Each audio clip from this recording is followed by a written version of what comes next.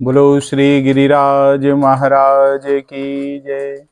कृष्ण कन्हैया लाल की जय। अखंड मंडलाकारं व्याप्तं येन चराचरं तत्पदं दर्शितं येन तस्मै श्री गुरुवे नमः। भक्ताविलासाचरितानुसारी दुग्धाधिचोरेण यशो विसारी कुमारिकानंदित घोष नारी मम प्रभु श्री गिरिराजधारी। बोलो गिरिराज महाराज की जय। कृष्ण कन्हैया लाल की जय। अभी हमने श्रीमद् भगवद गीता के नित्य सत्संग में तीसरे अध्याय के 11वें श्लोक का सत्संग किया। आइए उससे आगे चलते हैं। इष्टान भोगान ही वो देव दास्यन्ते यज्ञ भाविता तेर्दत्तान प्रदायेभ्यो यो भुवन्ते स्तेन एव सा। इष्टान भोगान ही वो देवा दास्यन्ते यज्ञ भाविता। यहां भी इष्ट भोग शब्द का अर्थ इच्छित पदार्थ नहीं हो सकता, कारण कि पीछे के जो 11वें श्लोक में परम कल्याण प्राप्त होने की बात आई है और उसके हेतु के लिए यह 12वां श्लोक है। तो भोगों की इच्छा रहते परम कल्याण कभी नहीं हो सकता। जब तक जीव के हृदय में भोगों की इच्छा रहेगी तब तक वह परम कल्याण का अधिकारी नहीं हो सकता महाराज। उसके हेतु के लिए यह 12वां श्लोक है। भोगों की इच्छा रहती है परम कल्याण नहीं हो सकता। अतः यहां इष्ट शब्द यज धातु से निष्पन्न होने से तथा भोग शब्द का अर्थ आवश्यक सामग्री होने से उपयुक्त पदों का अर्थ होगा महाराज। वे देवता तुम लोगों को, देवता जो हैं तुम लोग मतलब हम लोगों को, यज्ञ कर्तव्य कर्म करने की आवश्यक सामग्री देवता हमको प्रदान करते हैं। यहां यज्ञ भावता देवता देवा पदों का तात्पर्य कि देवता तो अपना अधिकार समझकर मनुष्य को आवश्यक सामग्री प्रदान करते हैं, केवल मनुष्य ही कर्तव्य नहीं निभाता। मनुष्य ही अपने कर्तव्य को नहीं निभाना चाहता है। तेदर्तान प्रदायेभ्यो यो भोन्ते। ब्रह्मा जी ने देवताओं के लिए ते देवा पद का प्रयोग किया है क्योंकि उनके सामने मनुष्य थे, देवता नहीं थे उनके सामने जब वो बोल रहे हैं ब्रह्मा जी। परंतु यहां एभ्य पद जो है एदम शब्द से बना है का प्रयोग हुआ, जो समीपता का द्योतक है, जो नजदीक है उसका तरफ इशारा करता है। भगवान के लिए तो सभी समीप है, कोई दूर नहीं है भगवान से, सब नजदीक हैं भगवान के, सब उनके समीप हैं भगवान के। तो इससे सिद्ध होता है कि अब यहां भगवान के वचन आरंभ हो जाते हैं। सब नजदीक हैं तो भगवान कहते हैं। यहां भोगते पद का तात्पर्य केवल भोजन करने से ही नहीं है, प्रत्युत शरीर निर्वाह की समस्त आवश्यक सामग्री, भोजन, वस्त्र, धन, मकान आदि को अपने सुख के लिए काम में लाने से, केवल भोजन नहीं है यहां पे। यह शरीर जो है हमारा माता पिता से मिला है और इसका पालन पोषण भी माता पिता के द्वारा हुआ है।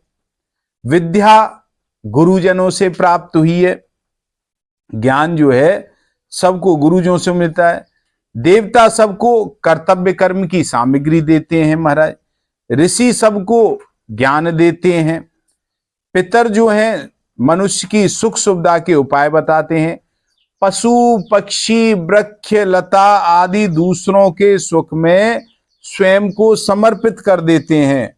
यद्यपि पशु पक्षी वृक्ष लताओं को इसका ज्ञान नहीं रहता कि हम परोपकार करें, उन्हें पता नहीं है, तथापि उनसे दूसरों का उपकार स्वतः ही होता रहता है महाराज। ऐसे हैं। इस प्रकार हमारे पास जो कुछ भी सामग्री है, बल, योग्यता, पद, अधिकार, धन, संपत्ति, ये सब के सब हमें दूसरों के द्वारा मिला है। दूसरों से ही शरीर माँ बाप के द्वारा, ज्ञान गुरु के द्वारा, अन्य सब भोजन सामग्री, वस्त्र इत्यादि सब पृथ्वी और प्रकृति हमें दे रही है। इसलिए इनको दूसरों की सेवा में ही लगाना है, क्यों मिला ही दूसरों से, हमारा है ही नहीं, तो इसे दूसरों की सेवा में लगाना है। शरीर, इंद्रियां, मन, बुद्धि आदि सभी पदार्थ संसार से मिले हैं हमें, और ये सभी अपने हैं नहीं और अपने कभी होंगे भी नहीं, ना है ना होंगे। कोई सोचे आगे चल के हो जाए तो भी संभव नहीं। तो अतः इनको अपना और अपने लिए मानकर इनसे सुख भोगना ही बंधन का कारण है महाराज। और इस बंधन से छूटने का एक सरल उपाय है कि जिनसे ये पदार्थ हमें मिले हैं, इन पदार्थों को हम उन्हीं का मानते हुए उन्हीं की सेवा में लगा दें तो बंधन नहीं रहेगा। हमारा परम कर्तव्य यही है महाराज। साधकों के मन में प्राय ऐसी भावना पैदा हो जाती है कि अगर हम संसार की सेवा करेंगे तो उसमें हमारी आसक्ति हो जाएगी, ऐसा लोग सोचते हैं, और हम संसार में फंस जाएंगे। परंतु भगवान के वचनों से यह सिद्ध नहीं होता। भगवान के वचनों से यह सिद्ध होता है कि फंसने का कारण सेवा नहीं है, प्रत्युत अपने लिए कुछ भी लेने का भाव ही फंसने का कारण है। इसलिए लेने का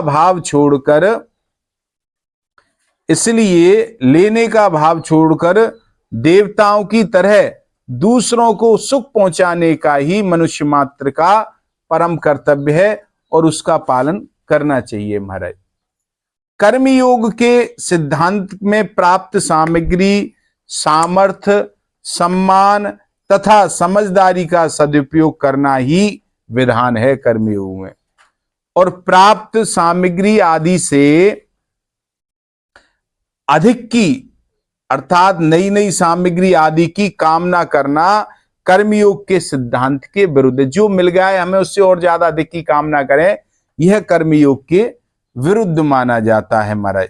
अतः प्राप्त सामग्री आदि को ही दूसरों के हित में लगाना, अधिकार की किंचित मात्र भी आवश्यकता नहीं करना अपने की।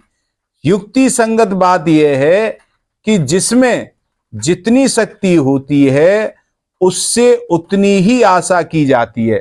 भाई जिसमें शक्ति है, बच्चे से 2 किलो वजन उठा सकता है तो आप उससे उतनी तो आशा करोगे, उससे थोड़ी है तुम 50 किलो का उठा लाओ।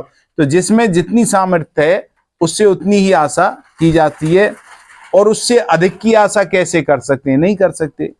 स्तेन एव सहा, यहां सा स्तेन पदों में एक वचन देने का तात्पर्य है कि अपने कर्तव्य का पालन ना करने वाला मनुष्य सबको प्राप्त होने वाली सामग्री, अन्न, जल, वस्त्र आदि का भोग दूसरों को दिए बिना ही अकेला स्वयं कर लेता है। अतः ऐसा करने वाला चोर माना जाता है, वह चोर है महाराज। जो मनुष्य दूसरों को उनका भाग ना देकर स्वयं अकेला ही भोग करता है वह चोर ही है।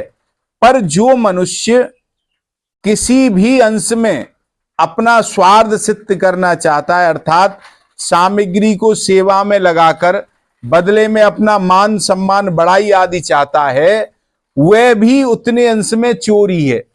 ऐसा नहीं कि देने से दिया उसके बदले में तुम चाहते हो कि मेरी जय जयकार करे या मेरी मान बढ़ाई करे, तो वह भी उतने अंश में चोर ही कहा जाएगा।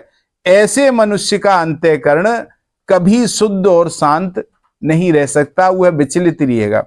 यह व्यष्टि शरीर है और किसी भी प्रकार से समष्टि संसार अलग नहीं है इससे, दोनों एक ही है हमारा, अलग हो सकता भी नहीं है, क्योंकि समष्टि का अंश ही व्यष्टि कहलाता है। इसलिए व्यष्टि शरीर और आपको अपना मानना और समष्टि संसार को अपना ना मानना ही राग द्वेष का द्वंद्वों का कारण है महाराज। एवं यही अहंकार व्यक्ति अथवा विषमता है, यही अहंकार जो है। कर्मयोग के अनुष्ठान में यह सब राग द्वेष आदि सुगमता पूर्व मिट जाते हैं, कारण कि कर्मयोगी का यह भाव रहता ही नहीं है कि मेरा, ये तो कहता है ये सब चीज मेरी है नहीं, संसार की, इसी के लिए हमारा, कि मैं जो कुछ भी कर रहा हूं वह सब अपने लिए नहीं, प्रत्युत संसार के लिए ही कर रहा हूं। इसमें भी एक बड़ी मार्मिक बात है कि कर्मयोगी अपने कल्याण के लिए कोई भी कर्म ना करके संसार के कल्याण के उद्देश्य से ही सर्व कर्म करता है, अपने कल्याण के लिए वह कुछ नहीं चाहता। कारण कि सबके कल्याण में ही अपना कल्याण है, उससे अपने कल्याण को अलग मानना भी व्यक्ति और विषमता को जन्म देना है। जब सब में मैं हूं तो मैं अलग कहां रह गया, सबका कल्याण होगा तो मेरा भी अपना हो जाएगा महाराज। तो इस प्रकार से उसमें भी अगर हम मानते हैं तो वो विषमता को जन्म देना हो जाता है। जो साधक की उन्नति में विषमता करना सबसे बड़ा बाधक है भगवान की प्राप्ति में महाराज। शरीर, इंद्रियां, मन, बुद्धि आदि जो कुछ भी हमारे पास है वह सबके सब संसार से मिले हैं, और संसार से मिली वस्तु को अपनी स्वार्थ सिद्धि में लगाना ईमानदारी नहीं है, यह बेईमानी है। ईमानदारी यही है कि संसार से मिली हुई वस्तु को संसार की सेवा में हम लगाएं, तो वही ईमानदारी मानी जाएगी महाराज। हिंदू संस्कृति का एकमात्र उद्देश्य है मनुष्य का कल्याण करना। हमारी जो सनातन संस्कृति है इसका उद्देश्य है कि जो मानव जीवन प्राप्त हुआ है इसके द्वारा जीव अपना कल्याण कर सकता है हमारे। इसी उद्देश्य से ब्रह्मा जी सृष्टि के आदि में मनुष्य को निस्वार्थ भाव से अपने अपने कर्तव्य द्वारा एक दूसरे को सुख पहुंचाने की आज्ञा ब्रह्मा जी देते हैं मनुष्य को। परिवार में भाई बहन माताएं आदि सबके सब कर्म करते हैं अपने अपने, परंतु उनसे बड़ी भारी भूल ये होती है कि वे कामना, ममता, आसक्ति, स्वार्थ आदि के वशीभूत होकर के कर्म करते हैं। अतः लौकिक और पारलौकिक दोनों ही लाभ उन्हें नहीं होते, कामना से करते हैं तो महाराज प्रत्युत हानि ही होती है, उन्हें नुकसान ही नुकसान होता है। स्वार्थ के वशीभूत होकर अपने लिए कर्म करने से ही लोकों में बड़ाई, खटपट, ईर्ष्या आदि होती है और परलोक में दुर्गति होती है महाराज। और दूसरों की सेवा करके बदले में कुछ भी चाहने से वस्तुओं और व्यक्तियों के साथ मनुष्य संबंध जुड़ जाता है। किसी भी कर्म के साथ स्वार्थ का संबंध जोड़ लेने से वह कर्म तुच्छ हो जाता है और बंधन कारक हो जाता है वह महाराज।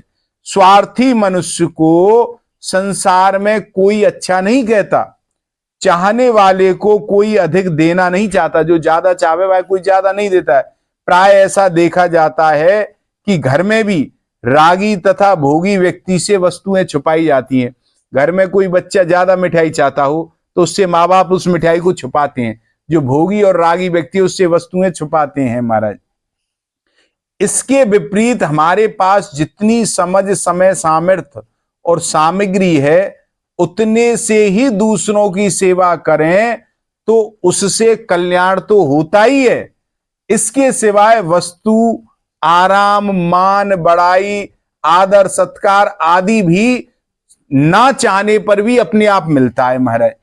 परंतु कर्मयोग में मान, बड़ाई आदि की इच्छा नहीं होती, क्योंकि इनकी इच्छा और सुख भोग की बंधन कारक हो जाती है। अगर इच्छा रखोगे तो मुझे सुख कैसे मिले, केवल इसी चाहना के कारण मनुष्य कर्तव्यच्युत हो और पतित हो जाता है कि मुझे सुख मिले। वह ये चाहता है तो वह अपने कर्तव्य से हट जाता है और वह पतन का कारण होता है। अतः दूसरों को सुख कैसे मिले, ऐसा भाव कर्मयोगी को सदा ही रखना चाहिए। घर में माता, पिता, भाई, बहन, स्त्री, पुत्र आदि जितने भी व्यक्ति हैं उन सभी को एक दूसरे के सुख की, हित की बात सोचनी चाहिए। प्राय ऐसा करने वाले, एक भूल हो जाती है ऐसा करने वाले से कि वह ये सोचने लग जाता है कि मैं सेवा करता हूं, ये भूल हो जाती है। मैं वस्तुएं देता हूं, और ऐसा मानकर झूठा अपमान वो कर बैठता है। वस्तुतः सेवा मानकर झूठा अपमान कर बैठता है। वस्तुतः करने वाला व्यक्ति सेव्य की वस्तु ही सेव्य को देता है। जो जाके भाग्य की वस्तु अपना कुछ नहीं देता हमारा, उसी उदय। जैसे माँ का दूध बच्चे के लिए ही है, और माँ बच्चे को दूध दे रही है, तो बच्चे का ही दूध तो माँ को दे रही है, बच्चे को अपना क्या दे रही है। और वे सोच ले मैं दे रही हूं, तो वही पतन का कारण। ऐसे ही मनुष्य के पास जितनी भी सामग्री है वह उसके लिए ना होकर के दूसरों के लिए ही है। अतः मनुष्य को प्राप्त सामग्री में ममता करने के अर्थात उसे अपनी और अपने लिए मानने का अधिकार नहीं है। ममता करने पर भी प्राप्त सामग्री तो सदा रहेगी नहीं, वह तो जाएगी जाएगी महाराज। केवल ममता का बंधन उसके पास रह जाएगा, और उसमें वो, इसी कारण भगवान कहते हैं कि वस्तुओं को अपनी मानकर स्वयं उनका भोग करने वाला मनुष्य चोर होता है, या भगवान उसे चोर मानते हैं। देवता, ऋषि, पितर, पशु, पक्षी, वृक्ष, लता आदि सबका स्वभाव ही परोपकार करना, ये सब दूसरों के लिए है। और मनुष्य सदा इनसे सहयोग पाने के कारण इनका ऋणी है। जब हम इनसे सहयोग पाने तो इनका ऋण हो गया हम पे। तो इस ऋण से मुक्त होने के लिए ही पंच महायज्ञ बताए गए। ऋषि यज्ञ, देव यज्ञ, भूत यज्ञ, पितृयज्ञ और मनुष्य यज्ञ, 5 यज्ञ बताए, इनका विधान है। और मनुष्य ही एक ऐसा प्राणी है जो बुद्धि पूर्वक सभी को अपने कर्तव्य कर्मों से तृप्त कर सकता है महाराज। अतः सबसे ज्यादा जिम्मेवारी मनुष्य पर ही है, क्योंकि भगवान ने इसको विवेक दिया है। इसी को ऐसी स्वतंत्रता मिली है जिसका सदुपयोग करके वह परम श्रेय की प्राप्ति कर सकता है। देवता आदि तो अपने कर्तव्य का पालन करते ही हैं, कर ही रहे, वो तो हमें सामग्री दे रहे हैं। मनुष्य अपने कर्तव्य का पालन नहीं करता, तो देवताओं में ही नहीं प्रत्युत त्रिलोकी में हलचल मच जाती है जब मनुष्य अपने कर्तव्य का पालन नहीं करता। और परिणाम स्वरूप अतिवृष्टि, अनावृष्टि, भूकंप, दुर्भिक्ष आदि प्रकृति का प्रकोप देखने को मिलता है। भगवान भी कहते हैं कि यदि मैं, अपने बारे में कह रहे हैं भगवान, यदि मैं सावधानी पूर्वक अपने कर्तव्य का पालन नहीं करूं तो समस्त लोग नष्ट भ्रष्ट हो जाएगा महाराज।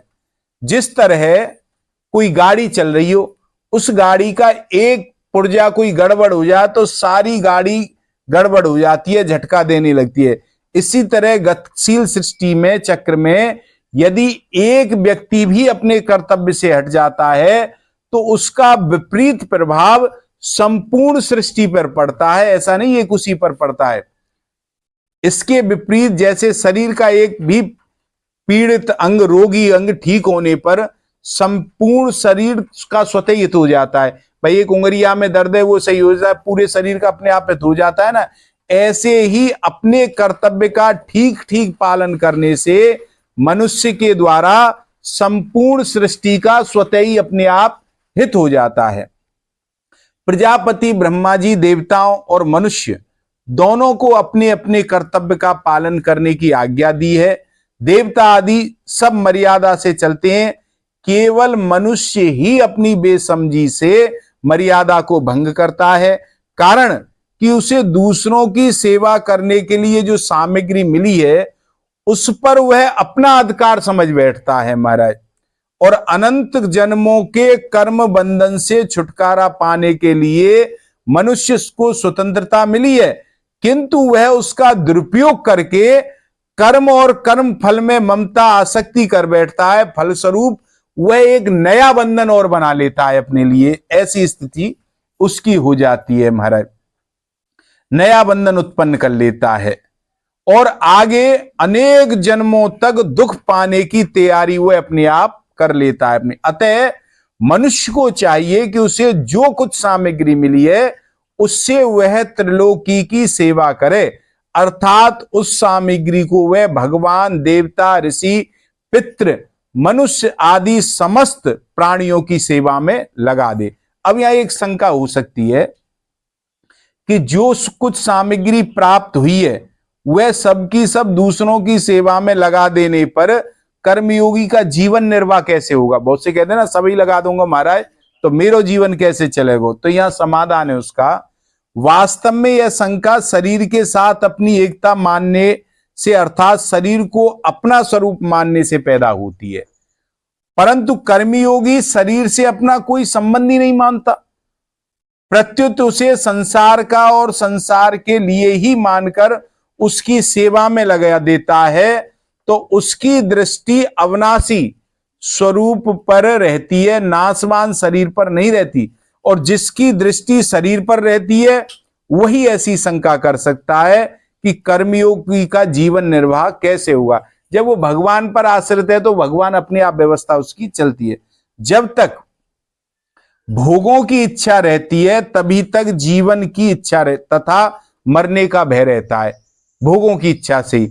और भोगेच्छा कर्मयोगी गीता में रहती है, रहती नहीं कर्मयोगी में, क्योंकि उसके संपूर्ण कर्म अपने लिए ना होकर के दूसरों की सेवा के लिए ही होते हैं। अतः कर्मयोगी अपने जीवन की परवाह नहीं करता, उसके मन में यह प्रश्न ही नहीं उठता है कि मेरा जीवन निर्वाह कैसे होगा। वास्तव में जिसके हृदय में जगत की आवश्यकता नहीं रहती उसकी आवश्यकता जगत को रहती है, इसलिए जगत उसके निर्वाह का स्वतः प्रबंध अपने आप करता है। महाराज जिनका जीवन परोपकार के लिए ही है, समर्पित है, ऐसे पशु पक्षी कीट पतंग वृक्ष लता आदि समस्त साधारण प्राणियों के लिए भी जीवन निर्वाह का जब प्रबंध ठाकुर जी ने किया है, तब शरीर सहित मिली हुई सब सामग्री को प्राणियों के हित में व्यय करने वाले मनुष्य के जीवन निर्वाह का प्रबंध कैसे नहीं होगा, ये कैसे संभव है, उसका भी प्रबंध होगा। तो सबका पालन करने वाले भगवान की असीम कृपा से जीवन निर्वाह की सामग्री समस्त प्राणियों को समान रूप से मिली है, किसी में असमानता नहीं है। इस का प्रत्यक्ष उदाहरण सबके सामने है कि माता के शरीर में जहां रक्त ही रक्त रहता है वहां भी बच्चे के जीवन निर्वाह के लिए मीठा और पौष्टिक दूध स्वतः पैदा हो जाता है। कहां से हो जाता है? जब तक बच्चा पैदा नहीं होता मां के स्तनों में दूध नहीं रहता, और बच्चा हुआ तो हो जाता है। कहां से हुआ? अतः चाहे प्रारब्ध से मानो चाहे भगवत कृपा से मानो, मनुष्य के जीवन निर्वाह की सामग्री उसको मिलती ही है अपने आप। महाराज इसमें संदेह नहीं है, चिंता शोक एवं विचार होना ही नहीं चाहिए।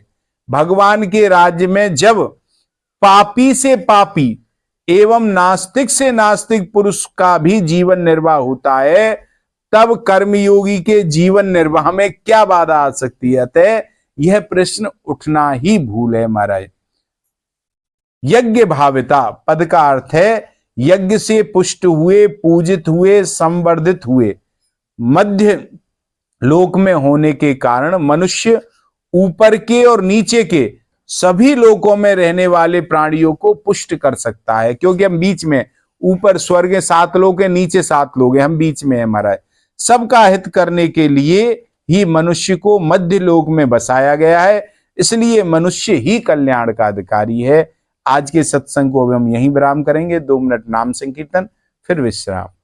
राधे राधे गोविंद गोविंद राधे, राधे राधे गोविंद गोविंद राधे, राधे राधे गोविंद गोविंद राधे, राधे राधे गोविंद गोविंद राधे, राधे राधे गोविंद गोविंद राधे, राधे राधे गोविंद गोविंद राधे। बोलो कृष्ण कन्हैया लाल की।